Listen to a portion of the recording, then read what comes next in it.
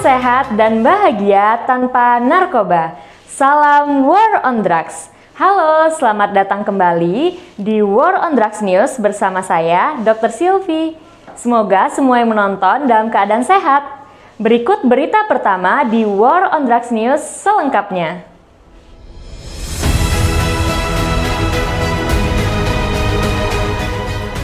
Dengan semangat menggelorakan perang melawan narkoba ke seluruh penjuru negeri, kali ini Kepala BNN RI, Dr. Petrus Reinhard Golose bersama Ibu Barbara Golose membentangkan spanduk yang bertuliskan Selamat Hari Pahlawan 10 November 2021, Pahlawanku Inspirasiku, Pahlawanku Anti Narkotika, War on Drugs, saat melakukan diving di Laut Bunaken dengan kedalaman 25 hingga 30 meter dalam rangka memperingati Hari Pahlawan 10 November 2021 kemarin.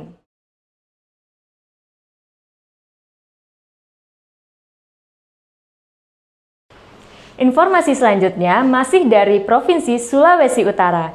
Kali ini, Kepala BNN RI, Dr. Petrus Reinhard Golose, bersama jajaran Forkopimda Provinsi Sulawesi Utara, secara resmi meluncurkan program terobosan kreatif, layanan rehabilitasi karya BNNP Sulawesi Utara, pencanangan desa dan kelurahan bersinar, serta pemberian penghargaan kepada pihak pendukung P4GN pada 11 November 2021.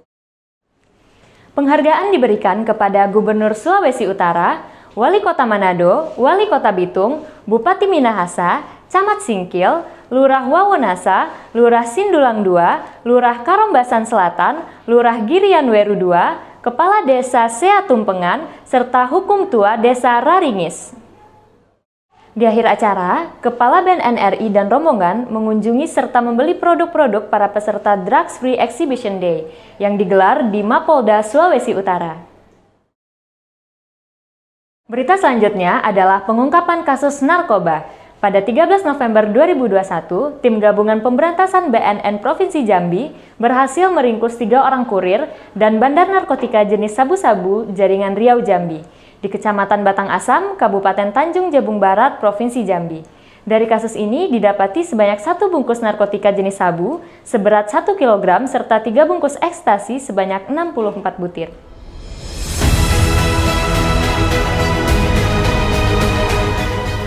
Berita selanjutnya datang dari Aceh. BNN Provinsi Aceh bersama Bank Indonesia Provinsi Aceh dan Bank Indonesia Lok Sumawe meluncurkan generasi emas teman sebaya atau lebih dikenal sebagai GETS. GETS merupakan perpaduan program dari BNN Provinsi Aceh bersama Bank Indonesia Aceh dan Bank Indonesia Lok Sumawe untuk mendukung pelaksanaan program Cinta Rupiah serta pelaksanaan pencegahan, pemberantasan, penyalahgunaan, dan peredaran gelap narkoba atau P4GN dengan sasaran pelajar SMA dan sederajat. Berlangsung secara luring dan daring, kegiatan ini dihadiri langsung oleh Kepala BNN Provinsi Aceh, Kepala Bank Indonesia Lok Sumawe, Kepala BNN Kota Lok Sumawe, Forkopimda Kota Lok Sumawe, serta 250 siswa dan guru pendamping, perwakilan dari beberapa kabupaten dan kota di Provinsi Aceh. Kegiatan ini diikuti pula oleh Kepala Bank Indonesia dari seluruh Indonesia, Kepala BNN Kabupaten dan Kota di Provinsi Aceh, 750 siswa dari berbagai kabupaten dan kota di Provinsi Aceh, serta para guru dari masing-masing sekolah secara daring. Acara ini bertujuan untuk menjadikan anggota GETS sebagai agen yang kreatif inovatif dalam mensosialisasikan cinta rupiah dan bahaya narkoba, serta mengajak teman sebayanya untuk menjauhi narkoba. Para anggota GETS adalah peserta yang telah dipilih. Dengan cara diseleksi, mereka merupakan siswa yang mampu untuk berkreasi, berinovasi dalam menjadi agen perubahan GETS, yang nantinya akan diberi pembinaan dan akan dibentuk GETS untuk angkatan-angkatan berikutnya. Kepala Badan Narkotika Nasional, Dr. Petrus Reinhard Golose, pada 15 November 2021 menjadi narasumber di kegiatan Pendidikan Kader Nasional PDI Perjuangan Angkatan 1 tahun 2021, yang bertemakan Tantangan Reformasi Pancasila Mempersiapkan Generasi Muda Indonesia yang Bersih Narkoba yang dilaksanakan secara daring. Tidak hanya menjelaskan tentang situasi bahaya penyalahgunaan narkoba saat ini dan cara menekan peredaran gelap narkotika di kalangan generasi muda agar tidak semakin meluas ke seluruh Indonesia, Kepala BNN RI Dr. Petrus Reinhard Golose juga berharap kepada para kader politik PDI Perjuangan agar dapat mempengaruhi masyarakat secara positif, serta bisa bersama-sama untuk berkampanye dalam rangka perang melawan narkoba.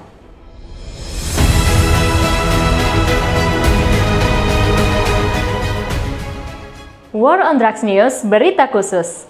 Menurut Undang-Undang Nomor 35 Tahun 2009, penyalahguna narkoba berhak menjalani rehabilitasi agar pulih dari penyalahgunaan narkoba. Namun, masih banyak masyarakat belum memahami proses rehabilitasi. Berikut penjelasan Deputi Rehabilitasi BNN, Dr. Randa Riza Sarasvita, MSI, MHS, PhD, mengenai rehabilitasi baik secara sukarela maupun kompulsori.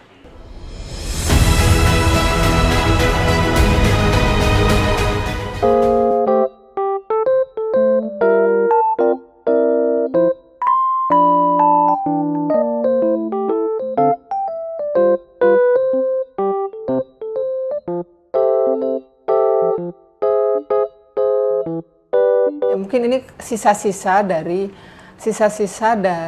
pendekatan dahulu kala. Dulu itu memang orang yang pakai narkoba itu lebih dianggap orang yang tidak bermoral.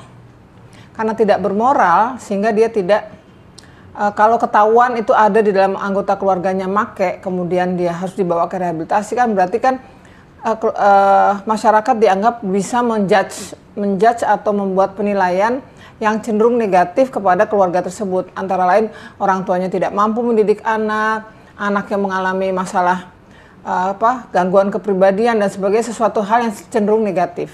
Itu sebabnya mengapa orang jadi malas untuk datang ke merehabilitasi anak yang mengalami masalah dengan kecanduan narkoba. Sebenarnya undang-undang narkotika itu memang mewajibkan seseorang pecandu untuk lapor diri. Konsep lapor diri ini sempat membuat protes dari masyarakat. Kok seperti orang yang lapor diri kepada petugas kepolisian? Kenapa disebut wajib lapor? Karena sebenarnya tujuan utama daripada Undang-Undang Narkotika Nomor 35 itu adalah secepat mungkin ketika orang itu belum sampai pada tingkat ketergantungan yang berat, diharapkan yang bersangkutan bisa mendapatkan pertolongan sedini mungkin sehingga tidak sampai pada ketergantungan.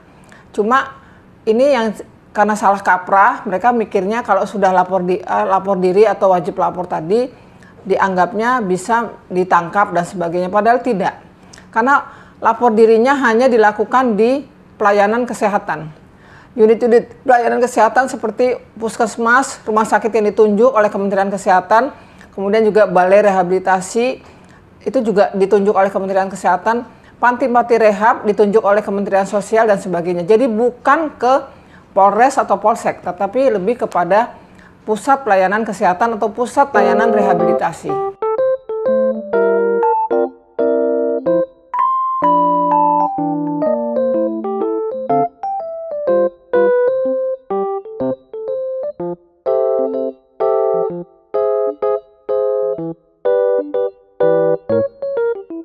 Memang ini sesuatu hal yang cukup lama menjadi perdebatan, tetapi saat ini inisiasi dari berbagai pihak, dari Perkapolri, dari Peraturan Jaksa Agung dan sebagainya, termasuk juga BNN, melihat bahwa sudah waktunya isi daripada lapas rutan itu lebih banyak justru pecandu, bukan bandar atau pengedar.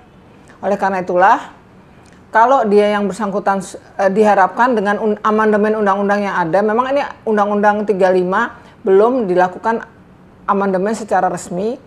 Diharapkan kalau itu sudah ada resmi, maka begitu sudah ada keputusan atau rekomendasi tim asesmen terpadu untuk rehabilitasi, dinyatakan P23. Jadi artinya kasusnya tidak diteruskan. Rencananya begitu. Tapi itu kan masih panjang. Urusan daripada amandemen undang-undang masih perlu persetujuan legislatif. Kedepannya nanti jadi sudah tidak lagi dilanjutkan, kasus hukumnya sudah berhenti karena sudah menjalani rehabilitasi, begitu.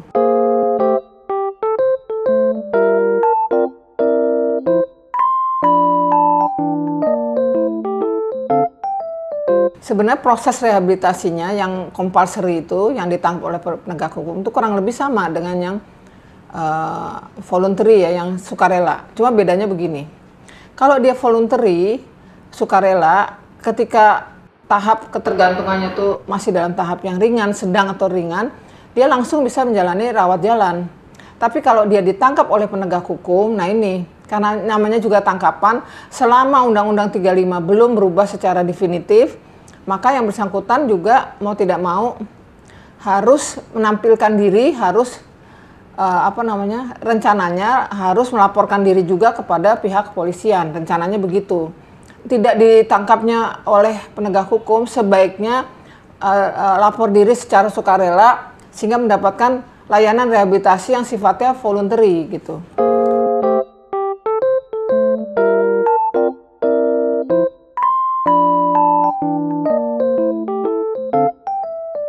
Pada sebagian kasus yang saat ini ada, itu iya karena tergantung jumlah barang buktinya.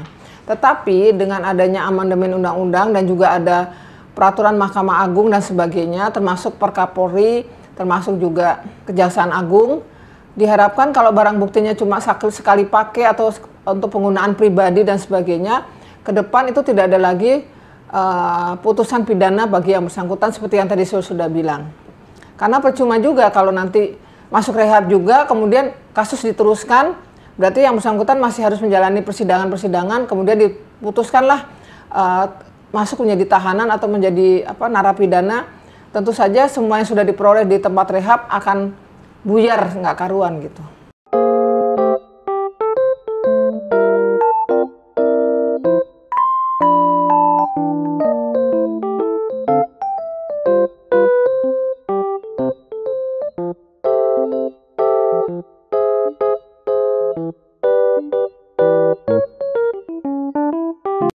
Ya ini sesuatu hal yang sifatnya tidak bisa dihindari ya. Pasti kelihatannya hanya pada tebang pilih lah, hanya pada kasus-kasus tertentu. Cuman mungkin begini masalahnya, kadang-kadang yang melibatkan artis atau tokoh public figure dan sebagainya itu biasanya menjadi perhatian masyarakat. Oleh karena itulah semua komponen daripada criminal justice system itu punya perhatian khusus kepada yang bersangkutan. Karena punya perhatian khusus, biasanya juga artis dan sebagainya kan selalu ada sifatnya, kadang-kadang mereka menggunakan yang namanya pengacara. Karena menggunakan pengacara, biasanya pengacara akan berusaha semaksimal mungkin untuk supaya yang bersangkutan segera mendapatkan rehabilitasi. Sesungguhnya itu bisa diakses juga oleh masyarakat umum. Tidak ada masalah sebenarnya, apalagi nanti kalau undang-undang tersebut sudah berlaku. Sekarang pun undang-undang itu belum berlaku, tapi sudah ada peraturan Kepala Polri.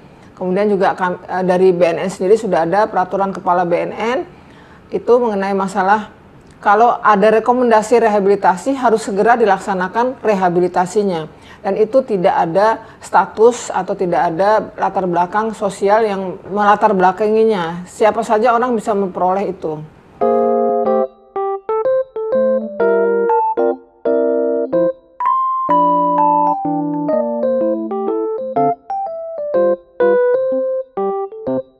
Masalahnya begini, saya yakin mungkin keluarga kalau tahu dari awal bahwa anaknya atau anggota keluarga itu pakai narkoba atau kemudian terlibat dalam masalah kecanduan narkoba, pasti mereka akan mencari tahu di mana bisa dilakukan rehabilitasi.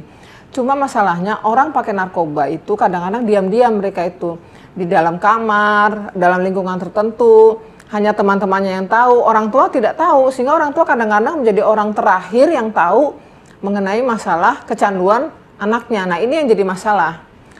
Nah, kalau memang sesegera mungkin kalau Bapak Ibu sebagai anggota masyarakat paham anaknya juga mengalami kecanduan, segera dibawa saja di berbagai institusi penerima wajib lapor atau tempat rehab, baik milik BNN atau milik Kementerian Kesehatan atau milik Kementerian Sosial untuk dilakukan yang namanya rehabilitasi. Memang mungkin ada masalah. Di beberapa institusi itu masih harus ada bayaran karena memang ini menyangkut masalah undang-undang jaminan kesehatan nasional bahwa tidak bisa dulu memang seluruhnya orang yang masuk rehabilitasi ditanggung oleh pemerintah, tapi lama-lama terjadilah rasa ketidakadilan. Kok orang kecanduan ketika dia mau berobat malah ditanggung, sementara banyak orang miskin mengakses layanan kesehatan tidak ditanggung, sehingga akhirnya dengan undang-undang JKN tersebut mereka-mereka yang bisa mengakses rehabilitasi secara gratis atau sebagian besar gratis, itu memang hanya kepada mereka yang punya kartu penerima bantuan iuran atau PBI dalam Jamkesmas. Nah, terus bagaimana dengan yang ada di BNN? Di BNN ini saya berusaha untuk meralat tidak lagi kata-kata istilah gratis, karena sebagian besar memang gratis. Maksudnya gini, semua pengeluaran untuk layanan rehabilitasi di BNN, kayak namanya tindakannya, kemudian juga dilakukan yang namanya kegiatan dan sebagainya, itu semua ditanggung oleh APBN. Tetapi ketika anak atau anggota Bapak Ibu itu mempunyai yang namanya komplikasi, dia membutuhkan adanya tindakan-tindakan yang melebihi dari apa yang kami punya di fasilitas rehabilitasi kami, maka mereka harus dari Bapak Ibu sendiri harus mengeluarkan dana tersendiri sebagaimana yang ditagihkan oleh layanan kesehatan yang memang kami lakukan untuk rujukan. Nah, ini yang kadang-kadang sering salah paham. Sebenarnya gratis itu dalam tanda petik karena anggaran pemerintah itu terbatas pada kegiatan-kegiatan yang memang rutin dilakukan bagi si pecandu. Tetapi kalau itu ada rujukan, ada dilakukan tindakan, MRI dan sebagainya, tentu saja itu harus ada biaya yang dikeluarkan oleh keluarga atau orang tua. Demikian kegiatan Badan Narkotika Nasional kali ini. Saksikan terus War on Drugs News bersama saya Dr. Silvi dan follow akun sosial media Cegah Narkoba untuk informasi lebih lanjut. Mari ikut andil dalam perang melawan narkoba, menuju Indonesia bersinar, bersih narkoba. Salam sehat dan bahagia tanpa narkoba. Saya pamit undur diri, sampai jumpa. Salam War on Drugs.